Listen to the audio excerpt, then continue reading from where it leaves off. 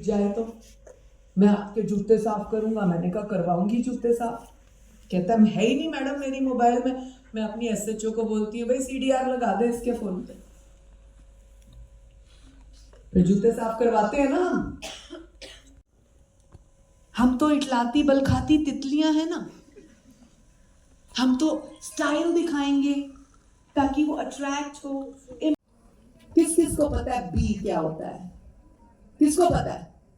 बताओ भाई मधुमक्खी क्या होता है? क्या होता है मधुमक्खी? जोर से बोल। फुल ऑडियो में दूसरी तो सो रही थी तेरे साथ। मैम जो अपना खाना मतलब जो अपनी कड़वा मतलब हर चीज से कड़वाहट निकाल। अरे मधुमक्खी क्या होता है? मैम एक हाँ जो शहद की माखी, क्या एक मक्खी होती है ना जिससे शहद निकलती है। कितनी मीठी होती है शहद? होती है नहीं होती? किसी ने आज तक कड़वी शहद खाई है? भाई साहब आपने खाई है? शहद मीठी होती है। तो मधुमक्खी जो शहद देती है वो मीठी होती है कि नहीं होती? तुम्हारे गांव में वो छत्ते से लग रहे होते हैं। तो ऐसी मधुमक्खी बनो कि जो लड़का तुम्हारा छत्ता छेड़े उसके ऊपर चिपट के पड़ो। और जब मधुमक्खी चिपटती है तो क्या देती है? क्या देती है? डंक। और वो जब डंक देती है उस डंक से क्या होता है? मुंह लाल हो जाता है। होता है नहीं होता? 15 दिन तक वो लोहा घिसते रहते हैं। तो ऐसी मधुमक्खी बनो कि मिठास तो तुम्हारे में इतनी हो कि जहां मिठास की आवश्यकता हो वहां हम दें। मिठास की आवश्यकता कहां पड़ेगी? अपने बच्चों को देने में, अपने पति को देने में, अपने परिवार को संजो के रखने के देने में। आप सुबह सुबह सास को बोलो नहीं कितनी रोटी खावेगी है? मैं तो थक गई, 10 पराठे बना लिए मैंने। ये हटा दो। उसके बदले वो वाली मधुमक्खी वाली मिठास दो। मम्मी जी आपकी रोटी बनाओ, आपको हाथ में दूं, फिर देख तुम्हारी सास कितनी इज्जत करती है। मेरे को यहां तक पहुंचाने वाली मेरी सास है। यहां तक पहुंचाने और मरते मरते भी आशीर्वाद देगी दुनिया की सबसे ऊंची कुर्सी पे जा। तुम सबको मेरी सास जैसी सास मिली। तुम जानते हो मेरा पहला बर्थडे शादी के बाद था। मेरा 18वां बर्थडे था और मेरी सास ने मुझे क्या गिफ्ट दिया होगा? कोई गेस कर सकता है? और एनी गेस? मेरा जब रिश्ता लेके आए थे ना तो मेरी सास को किसी ने बोला ये छोरी आपके बस की नहीं है, ये बहुत बड़े खानदान की है, बड़े स्टाइलिश खानदान की है, बड़े फैशन में रहती है, स्टाइलिश कपड़े पहनती है, छोटे छोटे स्टाइल में रहती है। तो मेरी सास ने पता उसको क्या जवाब दिया? जो बिचौलिया आया था रिश्ता लेके था, मेरी सास ने उसको कहा एक बार रिश्ता तो हो जाए, मेरे बेटे ने पसंद करी है, एक बार रिश्ता हो जाए, मैं अपनी छोरी को क्या से क्या ना बनाऊं। और मेरे पहले बर्थडे पे उन दिनों में डॉन पिक्चर की वो जीनत अमान बड़ी फेमस थी। तुम तो पैदा ही नहीं हुए थे, यूट्यूब करके देखो। उसने एक डेनिम की स्कर्ट पहनी थी, उसके ऊपर पैचेस थे। मैडम आपको याद होगा, हमारे जमाने की ड्रेस है वो स्कर्ट मेरी सास ने गिफ्ट करी थी। इसलिए नहीं कि वो मुझे छोटे कपड़े पहनाना चाहती थी, इसलिए कि जिस बिचौलिए ने उसको कहा था कि तुम्हारे बस की नहीं है ये लड़की, उसको जवाब देने के लिए कि मैं भी अपनी बहू को फैशन करा सकती हूँ। बहू आए तो सही। और मेरी सास ने वो किया। और फिर मेरी सास ने एक नसीहत दी। मैं तो छोटी थी उस जमाने में, 18 साल के हम लोग बच्चे बड़े डिसेंट और छोटे होते थे। आजकल तो 15 साल में सारी कहानी पता है। तो मेरी सास ने एक बात कही, बेटा जो बहू 1 साल तक अपने ससुराल के मुताबिक चलती है, 1 साल तक, वो बहू पूरी जिंदगी ससुराल पे राज करती है। और मैं ये तुम सबको भी नसीहत देके जाऊंगी, 1 साल कड़वा बोले, सास बोले एरी, तू बोल जी माँ, ससुर बोले बेवकूफ, तू बोल पापा जी, देवर बोले न ऐसी है वैसी है, तू बोल कैसी हो भैया। 1 साल ऐसे निकल जाता है। मेरे 34 इयर्स हो गए, ऐसे निकल गए। उस 1 साल के बाद मैंने अपनी सास की बात मानी, हालांकि मुझे कोई कष्ट नहीं दिया उसने, लेकिन मैंने उसके मुताबिक 1 साल जैसे बोला वैसे किया। मैं आज तक उस खानदान पे राज करती हूँ, इसलिए नहीं कि चेयरपर्सन बने। आज भी, अब मेरी सास नहीं है, लेकिन जिस दिन मेरी सास गुजरी उसके 2 महीने बाद करवा चौथ का व्रत था और मैं घर पे थी और मेरी दोनों दिरानियां सूट और खाना पीना जो भी हम अपनी सास के लिए ले जाते थे, दोनों दिरानियां एक बड़ी सुंदर सी बास्केट बनाकर मेरे लिए दे रही। इसलिए नहीं कि उनको बोझ था, इसलिए कि मैंने कभी अपनी दिरानियों की इज्जत करी होगी, तो उनको लगा अब मम्मी जी नहीं है, अब ये हमारी बड़ी है। तो अपने आप को ऐसे बनाओ कि कोई किस भी रूप में तुम्हारी इज्जत करे। अगर मैं अपनी दिरानी को बोलती बड़ी आ गई नखरे वाली, है क्या इसके पास, मैं इससे सुंदर हूँ, मैं इससे ज्यादा फैशन कर सकती हूँ, तो दिरानी मेरी वापस जवाब ना देती।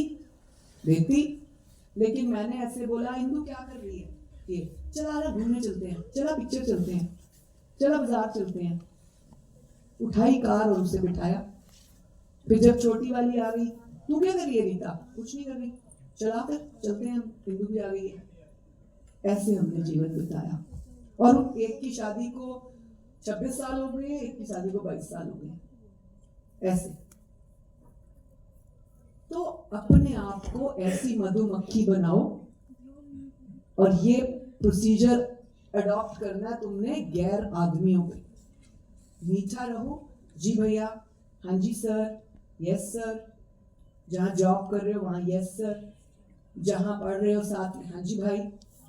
लेकिन अगर जरा सी नजर टेढ़ी हुई तो मधुमक्खी की चाल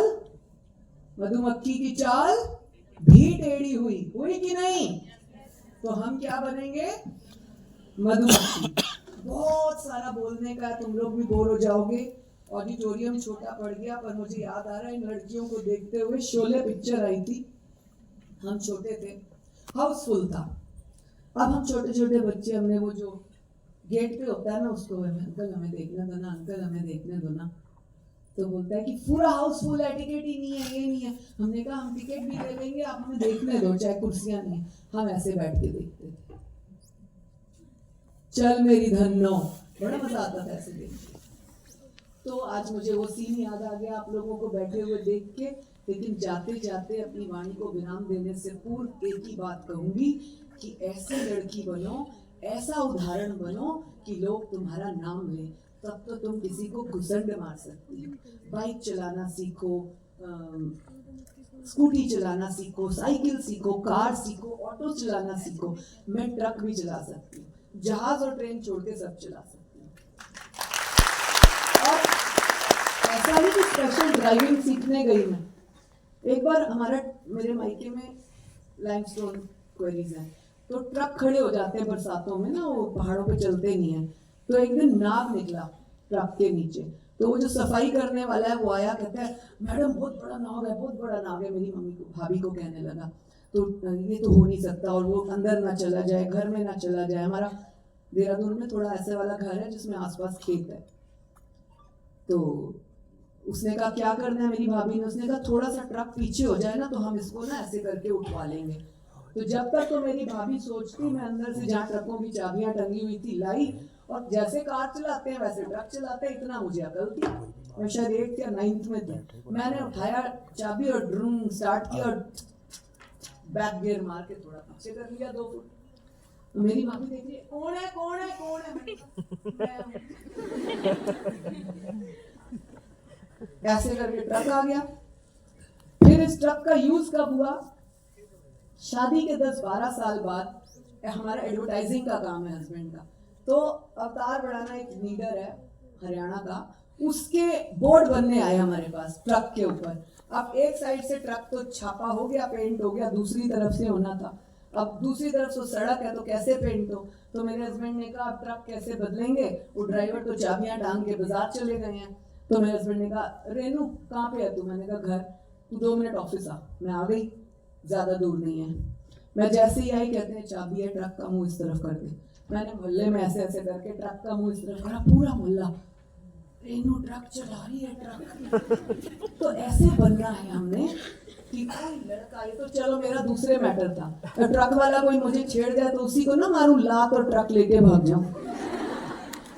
तो ऐसा करना है हमें, कोई हमें बदतमीजी करे, कोई हमें छेड़े लड़का, मारो लात उसको और बाइक लेके उसकी भाग जाओ। कब भागोगे, जब तुम्हें आएगी। हर व्हीकल सीखो, हर व्हीकल, लेकिन ये मॉडर्न बनने के लिए नहीं है, ये आत्मनिर्भर बनने के लिए, ये फुल कॉन्फिडेंस के लिए है। जब तुम खुद आत्मनिर्भर होगे, कोई दुनिया की माँ नहीं जो तुम्हें रोक सके। कल मेरे पास कुछ बच्चे आए मुझे गेस्ट हाउस मिलने, कहते हैं कि मैंने उनको कहा कि 5 जिलों का कार्यक्रम करो, मैं तुम्हारे कार्यक्रम में आऊंगी, कम से कम 2000 लड़कियां हों तो मैं एक ही बार उनको दूं। ABVP के बच्चे थे।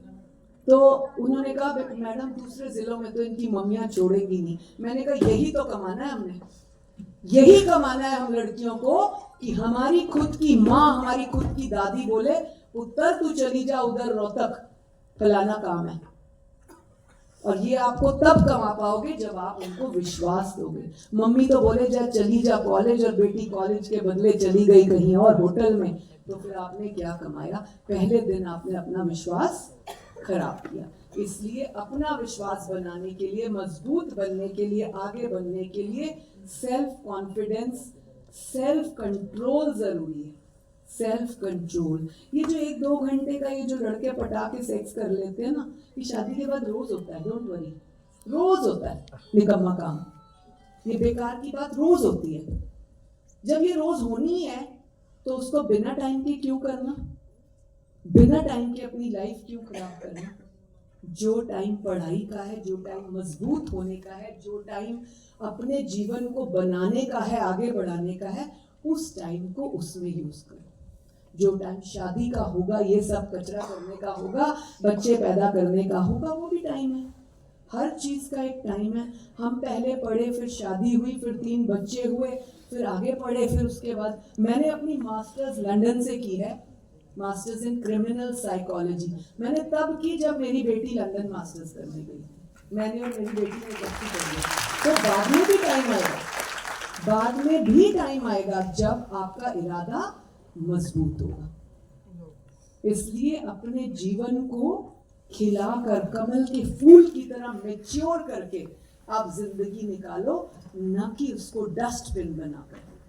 तुम्हें कोई डस्टबिन में डाल दे, इसका तो उससे संबंध है, उससे संबंध है, बदनाम हो गई है, और एक घटिया से कूड़ेदान लड़के से शादी करनी पड़ जाए मजबूरी में। ऐसा अपना जीवन क्यों बनाना?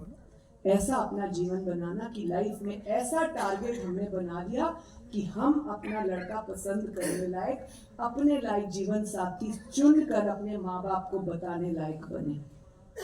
वो कब होगा? जब आप क्या ले लोगे अपने आप? क्या ले लोगे जब? आई प्रो क्या है वो?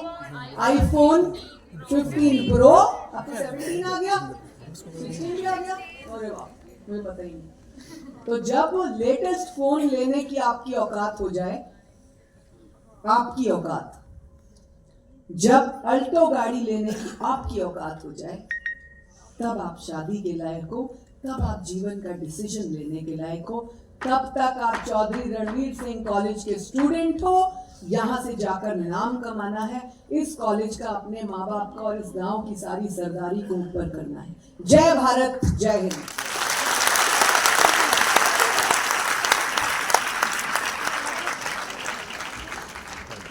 प्रेरणा जन्य